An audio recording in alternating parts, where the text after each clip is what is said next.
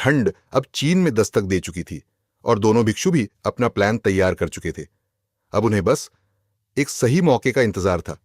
फिर एक दिन सिल्क वर्कशॉप में एक बड़े जश्न का आयोजन किया गया, जिसमें वहां काम करने वाले कारीगर, स्थानीय लोग और दोनों भिक्षुओं को भी बुलाया गया। रात धीरे धीरे गहराने लगी। संगीत, हंसी और शराब के बीच लगभग सभी सैनिक नशे में धुत हो चुके थे। कुछ वहीं सो गए और बाकी की निगरानी भी कमजोर पड़ चुकी थी। यही वो मौका था जिसका दोनों भिक्षु महीनों से इंतजार कर रहे थे। दोनों चुपचाप सिल्क वर्कशॉप के उस हिस्से में पहुंचे जहां सिल्कवर्म एग्स रखे हुए थे।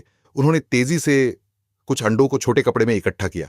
फिर दोनों ने अपनी बैम्बू स्टाफ यानी बांस की यात्रा वाली छड़ी निकाली, जिसमें वे पहले ही अंदर से एक छोटा सा खोखला हिस्सा बना चुके थे।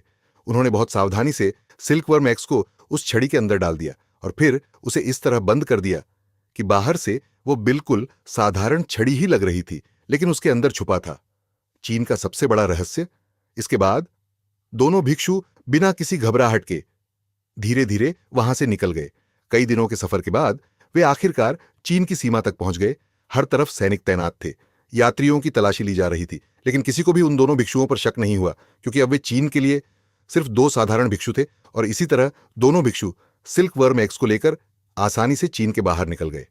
कहा जाता है कि यहीं से पहली बार रेशम बनाने का रहस्य चीन से बाहर पहुंचा और धीरे धीरे चीन का सदियों पुराना मोनोपोली टूटने लगा।